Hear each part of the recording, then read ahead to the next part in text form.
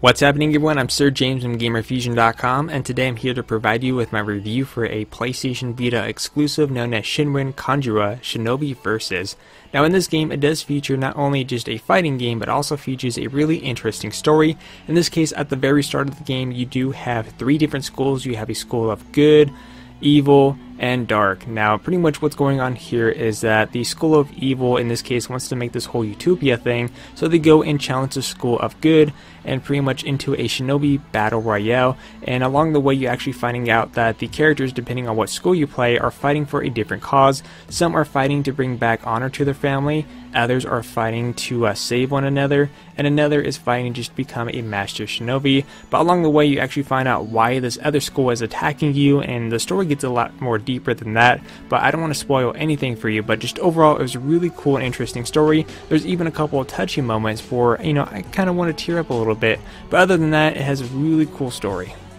As for the graphics, visually the game looks really nice looking. What I did notice is a couple different things, such as the characters have a nice HD resolution texture going on from start to finish of the entire game, while some of the battle locations kind of have like different resolutions going on. For example, some of the battle segments that takes place outside, based on the appearance from what I'm seeing, kind of look like it has a little bit of a lower resolution, while other places when you're fighting inside, such as the school or other locations, seem to have much of a higher texture going on, kind of close to the character models but not to be exact. But even with some of the lower resolution areas, such as the fighting locations, it didn't discourage from the gameplay at all. Just overall the gameplay looked really nice. Now you don't have like a huge amount of areas that you're going to be visiting within the game in terms of fighting locations. Some of the areas are going to be reused, but you're just going to be fighting in a different section. Like for example, let's say the school, for example, you're fighting in a classroom, now you're going to be fighting in the hallway, and it's things like that, just different locations of the same area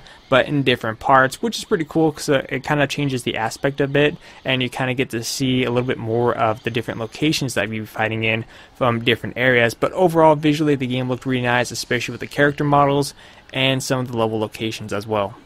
Now as we get to the gameplay section, this is pretty much easy to understand. If you've never played a fighting game, then you don't have to worry about it one bit in this one, because the game does feature a training mode. But if you played fighting games before, then this one should be pretty much no problem for you to handle. You do have your basic controls, such as pressing triangle will perform a heavier attack, while performing circle will pretty much equal to a dodging mechanic, where you're able to kind of, depending on the character that is, they'll have a much more quicker dodge reaction, while others may have a little bit of a slower reaction. Pressing box repeatedly will be performing your basic hit combos, which you can even consume massive amounts of combos within this game. Pressing down on the D-pad will actually perform a combo breaker, meaning that let's say if the enemy's coming at you and they're just pretty much hammering you down and you need to get out of that combo, pressing down will basically kind of make your character kind of look like they're about to go Super Saiyan mode there for a second and break the combo, allowing you to break away and to come back around to swing at the enemy, while pressing up on the D-pad will allow you to pretty much have a lock-on mode, which is extremely useful for boss fights, and of course pressing X will allow your character to jump. Now there is additional content to the controls once you activate your Shinobi mode. In this case, you will notice on the bottom left hand corner you have your health bar, you have a scroll list, and of course you also have a yellow bar. Every time your yellow bar maxes out, you get one additional combat scroll. The first time you activate it allows your character to go into a shinobi mode, which is basically their battle outfit, where your attacks are going to be much different than before and a lot stronger. Now, of course, you're able to perform special attacks as well compared to your basic normal attacks. In this case, by pressing the left trigger in box, will use up one scroll and perform just a regular special attack, while pressing the left trigger in triangle will perform a super special, which the attacks will be much more stronger. Now, of course, besides the battle mechanics, you do have some other features such as training mode. You're able to go and do these other modes within the game, will kind of help with character development, kind of learn a little bit more about them depending on what school you choose to play in, unless if you choose to play in all 3 schools. And of course, you also have a ranking system, which since you obviously are in the school, you're going to be pretty much ranked and get graded based on your performance. A is the highest, while F is a fail, where you get some experience and some currency, and A will give you the much more experience and much more currency at the end of the battle, which you're able to level up your characters, and by leveling up your characters, you will increase their skill list. In this case, for example, let's say you have an attack that's like a super uppercut. By increasing your level with the character, now you have a super uppercut level 2, and now super uppercut level 3. I'm not sure what the end level is, but so far I have a character that's actually past level 40, and I'm still able to upgrade. And by upgrading your character, you're able to get more additional health and attack strength.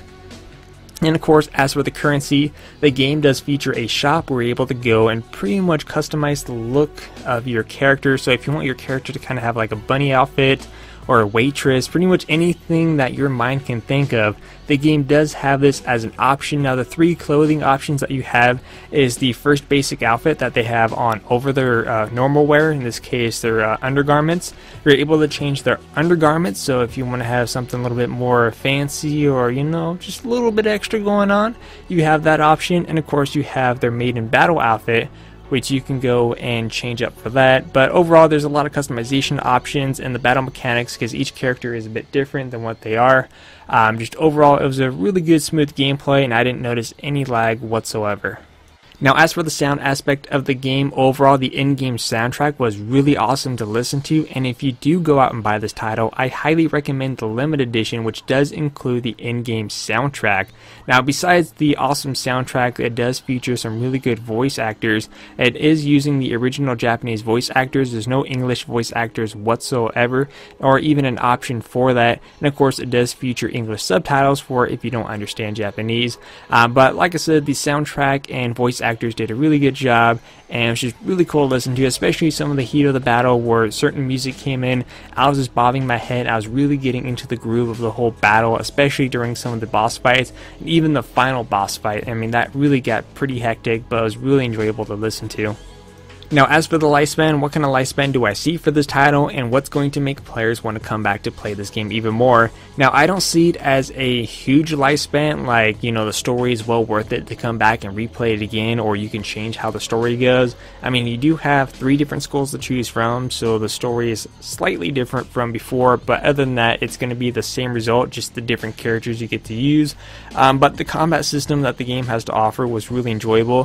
For some people, it may get repetitive, but others, they may want to try out leveling up their characters to the max and try to see what's the highest combo they can go. For me, I was able to get a combo of 2,000 hits. That's pretty crazy for a fighting game, and the fact that it ran smooth on the Vita. But overall, like I said, it did feature an enjoyable story, a lot of customization options, in this case what people are going to refer to as fan service for the title. But other than that, it has a decent lifespan. It may not be a huge lifespan, but is one that you could easily come back to enjoy time and time again. As for the innovation, was there anything new here, or was this stuff that we already seen before? Honestly, this is stuff that we already seen before, but don't let that discourage you, because the game does feature a really nice story, and the combat is pretty much flawless from what I've seen, even though some characters are slightly overpowered than others. But overall, the game was really fun and enjoyable, and basing this on some other games, I actually got more of a vibe from the Naruto Shippuden Ultimate Ninja Storm series with this game than any other game that I can think of on top of my head.